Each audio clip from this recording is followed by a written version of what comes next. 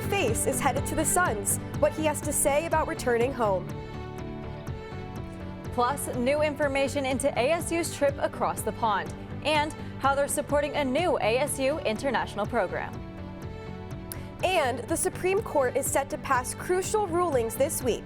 Find out what cases they will hear and how they can affect you. Good evening and welcome to Cronkite News. I'm Hope Frost. And I'm Zoe Lamb. Thank you for joining us. Big news surprises Suns fans as two key rotation players have been traded. Over the weekend, the Phoenix Suns took part in a surprising offseason trade. Phoenix traded a 2033 first-round pick, guard Grayson Allen, and forward Royce O'Neal to the Charlotte Hornets in exchange for 2 future first-round picks and forward Miles Bridges. O'Neal spent 2.5 seasons with the Suns alongside Allen's 3, and after 7 years with Charlotte, Miles Bridges makes his way to Phoenix to help with size, spacing, and high-flying dunks. Another big trade to the Suns. Koa Pete, a standout at the University of Arizona, is now a member of the team that he grew up watching, the Phoenix Suns. I had the opportunity to hear from Koa directly about what it means to him to wear the Suns logo. I'm just super excited, to be able to say I'm a Phoenix Sun. From Gilbert to Tucson and now Phoenix, Koa Pete's basketball journey has kept him firmly rooted in the desert. Those who know him best believe the Suns landed a special talent with the 30th pick in the first round of the NBA draft. They value Koa for all the things he does. And because I think, if you're doing this draft on impacting winning, and that's where I like to start, Koa to me, is a guy that's a top 10 type pick. Definitely lottery, type impact for sure. I'm glad the Suns saw those things in him. For the Suns, adding the 6'8", 19-year-old wasn't just about his versatile skill set or IQ. It was about bringing in someone who fits the blue-collar culture they're building. Number one, he's a winner, which is critical for where we're at and what we want to get done. 4 state championships, 4 gold medals during the summer games, and then led Arizona to the Final Four. Winning is really important, and you have to continue to bring in guys that know what winning's all about. And it's not just the winning when the game is being played, it's winning every single day. Pete still finds himself in awe of the moment, remembering when he was still in the stands watching the Suns chase a title, not realizing he would one day be a part of his hometown team. I went to game 1 of the finals when you guys played the Bucks. When we played the Bucks now. But, I remember those days and, seeing the team compete and seeing them win and, seeing the crowd and how they were involved with the team. I mean, it's super special and it's a special place to be. Pete will get his first chance to suit up in a Suns uniform when the NBA Summer League tips off next month. And the Valley is ready to rally behind him once again. The Las Vegas Summer League, which features all 30 NBA teams, begins on July 9th through July 19th. Arizona's baseball pipeline is once again in the national spotlight as top high school and college players try to impress scouts at the recent MLB Draft Combine. Cronkite News reporter Emily Montano shows us why Arizona continues to produce some of baseball's biggest stars. Merrill Kelly, Cody Bellinger, and Andre Ethier are just a few of the major league stars who grew up in the Valley. Now, the next wave of players with Arizona ties are trying to get their shot at making it to the show. I talked to a few of them as they worked out at Chase Field. Arizona's reputation for producing elite baseball talent was on full display at Chase Field, as some of the state's top high school and college players took part in the MLB Draft Combine. They've worked extremely hard and stayed in our program to get to this level to where they're at.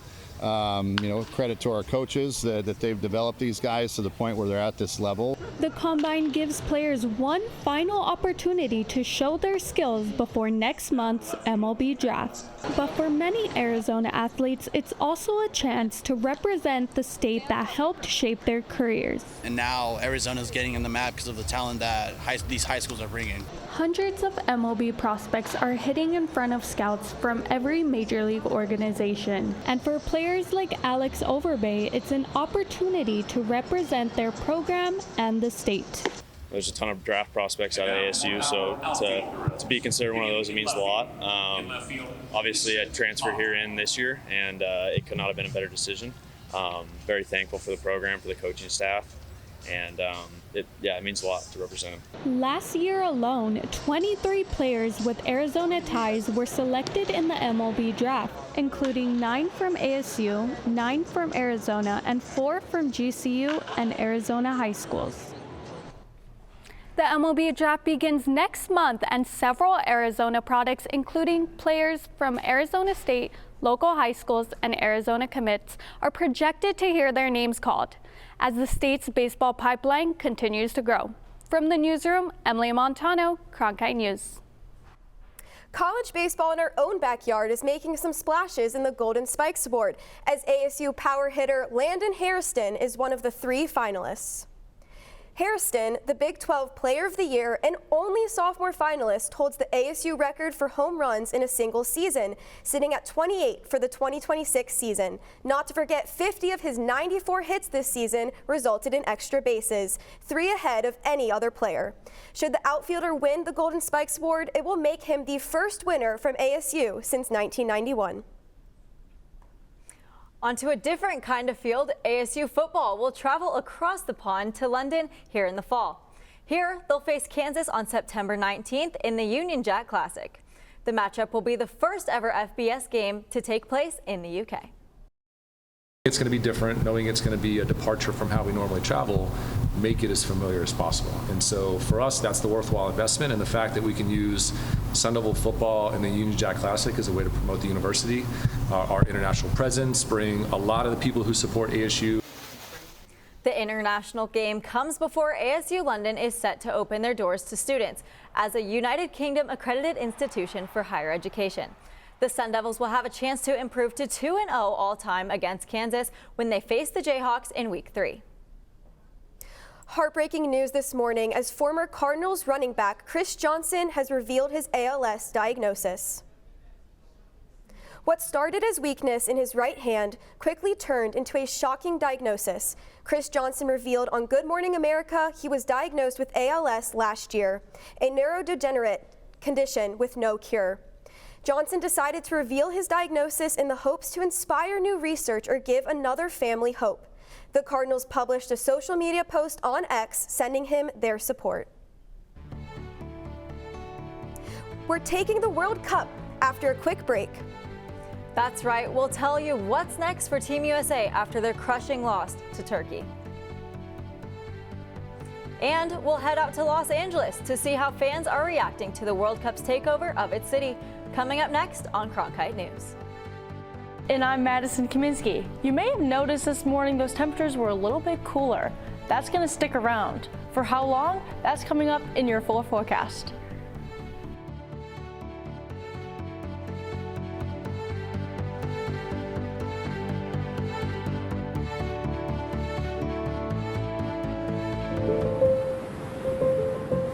People have always had trouble trying to put me into a box. A professor, suit and tie is just not me. Without the ocean, I don't know what I would do. You know, the ocean's always been there for me. As Hawaiian people, we believe that the coral is the first living being to come out of the darkness. It's the foundation of our entire lifestyle, and that's what my research is about. What we do is we take photographs of the reef over long periods of time to create models that can tell us what the planet is doing. If we go deaf to what the Earth is telling us, then we'll never be able to live in harmony. If I can get my students excited about protecting the ocean, then they're the ones who are gonna really make the difference. I hope my students realize that I'm not trying to prepare them for something in the distant future. Their time is now at Arizona State University.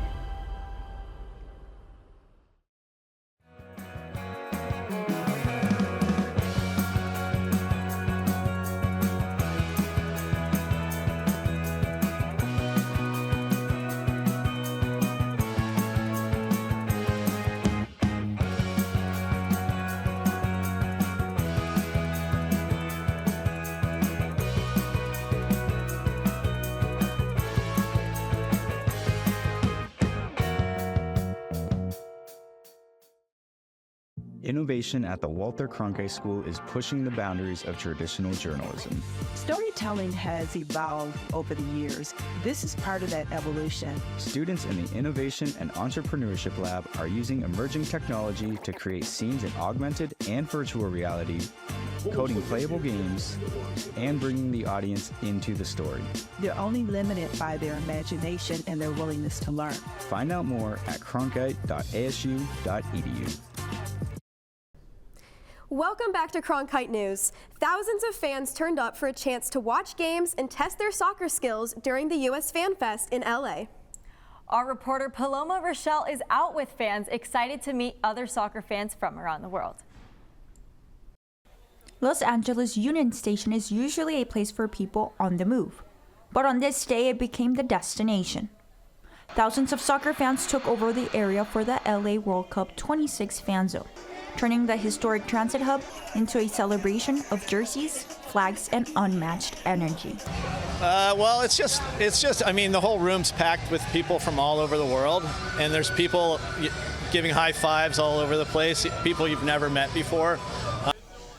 For millions of soccer fans in the U.S., events like this are a chance to experience soccer in a different environment. From interactive skills challenges to pop-up merchandise shops, the fan zone has something for every generation of the sport's growing fan base. Yes, it's very beautiful because it's a new experience and we can bring him to enjoy himself. We really like seeing different cultures. That transit hub eventually became a bridge for international visitors looking to connect with their roots. El ambiente futbolero que se vive de todas partes del mundo. The soccer environment we experience here with people from all over the world, especially for me as a Spaniard. I can only say thank you because I feel like I'm at home. With the city set to host major global sports tournaments like the 2028 Olympics, this event proved that international sports can bring people together. During the World Cup, the jersey colors may divide them, but the passion for the beautiful game keeps them united. In Los Angeles, Paloma Rochelle, Cronkite News. Thanks, Paloma. There will be a fan zone event during the next 3 weeks all over Los Angeles. More reactions on Thursday after the United States lost to Turkey 3-2. That's right, Hope, but here's the catch. The U.S. continues to move on due to their 2 previous wins. The first 2 games, incredible. Again, I think today they showed that even their second string can come in, compete against a world-class team. We're so excited for the next round. It's a weird feeling. I'm a lifelong USA team. It's weird to think that we lost, but it didn't really mean anything, and we're still going through first place in our bracket. So, I mean, this experience was phenomenal, and I couldn't have wished for anything else. Obviously, that last goal sucked, but at the end of the day, it is kind of crazy that we played with basically our entire subs, and we still showed out against one of the better teams in the world. The U.S. will go on to compete in the round of 32 on Wednesday, July 1st, facing off Bosnia and Herzegovina at Levi Stadium. Back here in the Valley, it's been pretty hot, but we're going to get a break, even if it's brief. That's right, we're in for a slight cool down this week. Madison Kaminsky now joins us from the Cronkite Weather Center with our forecast. Madison, what can we expect? Thank you, Zoe. And that's right, we are going to be cooling down. We'll see our temperatures dropping below those triple digits by 8 p.m. If you want to go ahead and catch that strawberry moon, it's going to be a beautiful night to do so. And waking up in the morning, even better at 75 degrees. Great time to take your dog for a walk. Places along the rim in the 50s. But get this, 38 in both Flagstaff and the Grand Canyon. Those triple digits are not as pestering as what we've seen in the weeks previously. 103 degrees here in Phoenix. Places along the rim generally in the 80s, Flagstaff at 75 degrees, and right on the century mark for Lake Havasu City. Now, we had a red flag warning today, and we're going to have one for tomorrow from 10 a.m. all the way through 7 p.m. What's going on here is it's going to be gusty and it's very dry, so those chances for wildfire to start and spread really quickly is a major concern. We've had that pocket fire here in Sedona, and that's actually going to have some air quality concerns up in Flagstaff. If you see the winds coming from the southwest, sustained speed at 20 miles per hour, it's going to push that plume right into the area. Places elsewhere along the rim We'll also have some really gusty conditions, making those fire risks even trickier. As far as the next couple of days, check this out. 102 degrees for both Tuesday and Wednesday, where our average for this time of year is 107 degrees. So far below normal, and not only our high temperatures, but our low temperatures too. We can see in the mid 70s, which is just absolutely beautiful. And this cool weather is going to stick around for just a tad.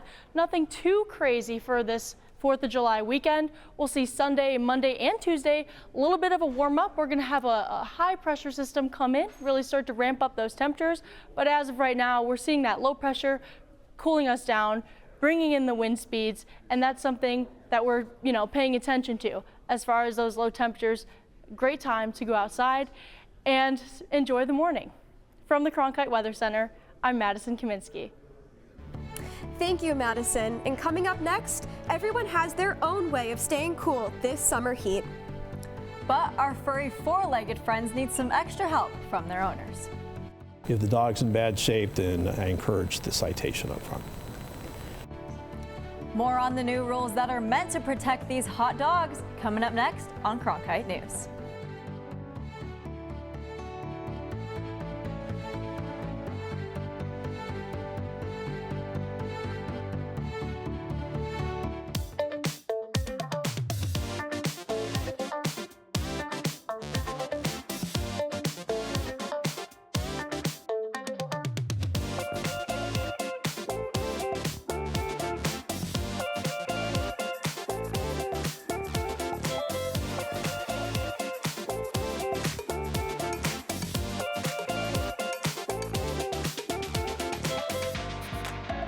This is where Cronkite can be creative.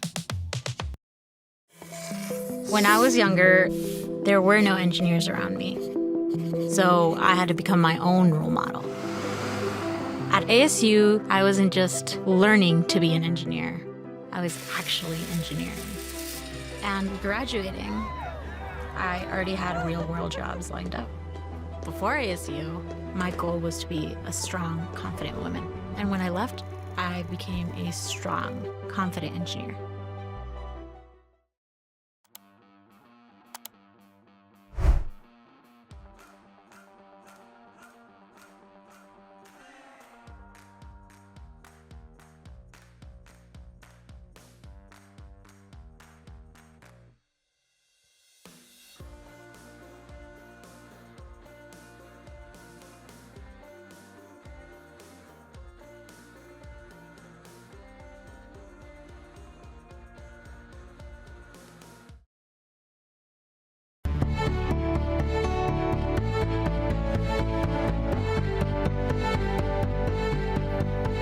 Welcome back to Cronkite News. I'm Andrew Montana with a look at tonight's news headlines.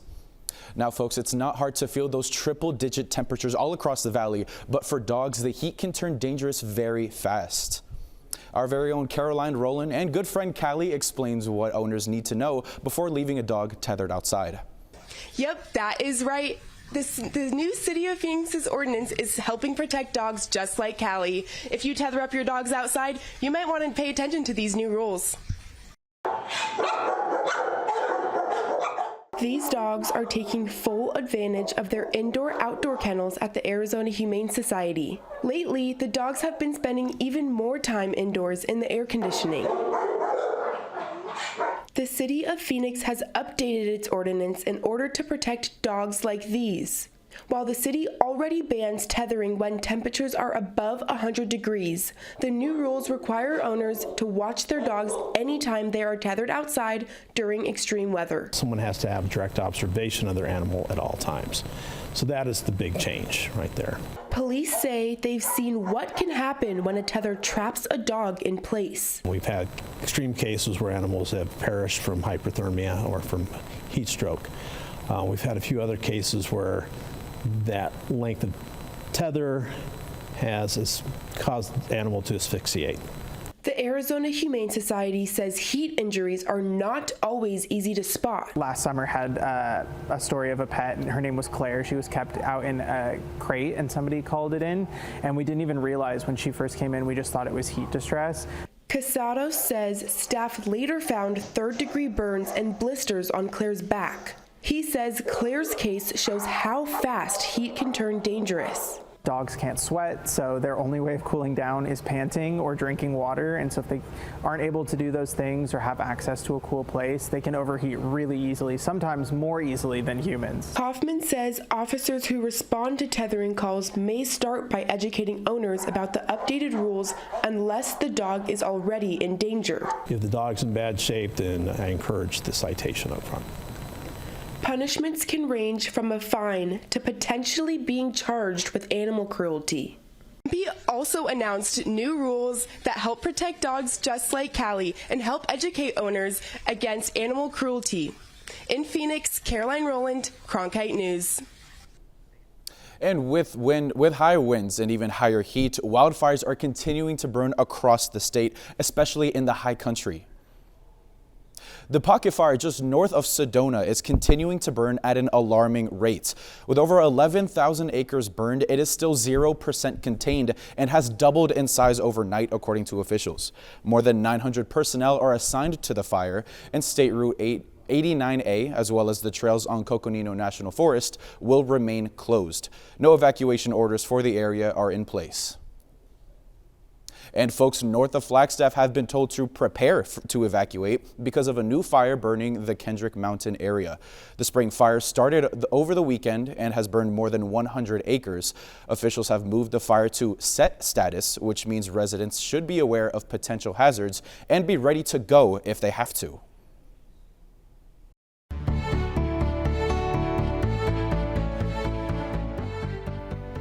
The Supreme Court ruled today that states can count ballots that arrive after the election day. The justices shot down the Republican-led efforts to rewrite the mail-in ballot process entirely, arguing that state deadlines should decide when the ballots should be counted. Arizona state law dictates ballots that are returned by 7 p.m. on Election Day are valid.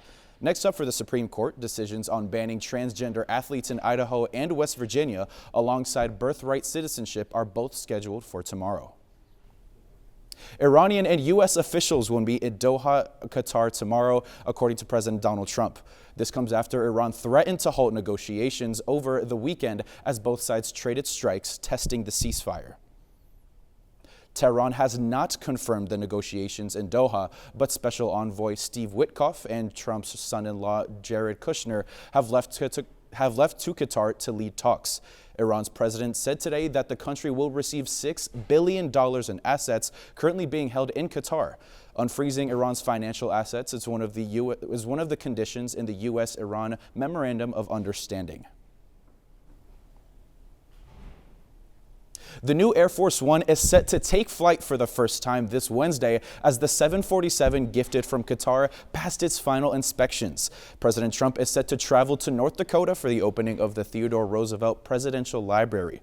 The jet is designated as a bridge model due to it being used only for a couple of years. Boeing is expected to deliver new 747-8 models in 2028. That's it for tonight's Cronkite News Report. I'm Andrew Montana. Thank you so much for joining us, and back to Hope and Zoe at the desk. Thank you, Andrew. Coming up next, one of the most famous horse race tracks is getting a new monument. The new statue honors a group that may have been forgotten. If you know something about your family's history, go research it. Find out. You can find out there's some amazing things that you may not know about. More on the story coming up next on Cronkite News. I grew up in a small border town, and water was really important to us. As a teacher, you just want to reach people. You want to make a difference. You want to help them. I have an opportunity to do something I never imagined I would be able to do.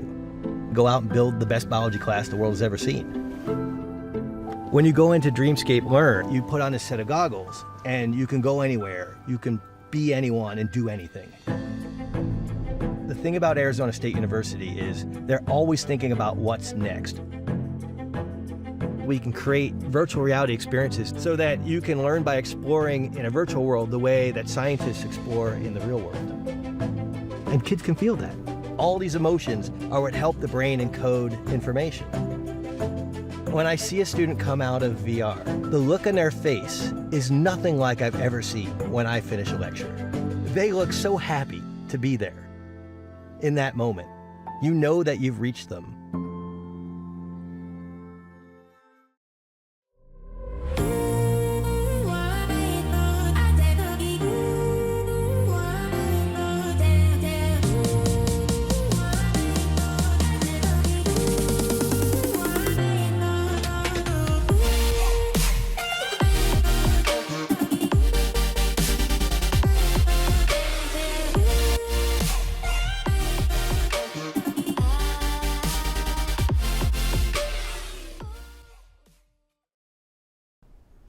Welcome back. Churchill Downs, the home of the Kentucky Derby, has revealed a new statue out front. It gives light to a group that doesn't get much praise in the horse racing world.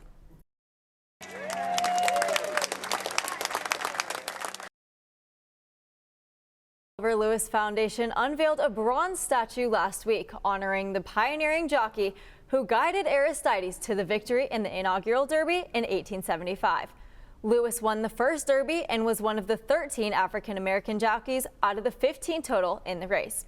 Lewis's grandson, Rodney Van Johnson, was the one pushing the effort to bring Lewis back into the spotlight. That's it for tonight's edition of Cronkite News. I'm Hope Frost. And I'm Zoe Lamb. Thank you so much for joining us. And to see top Arizona stories anytime, log on to cronkitenews.azpbs.org.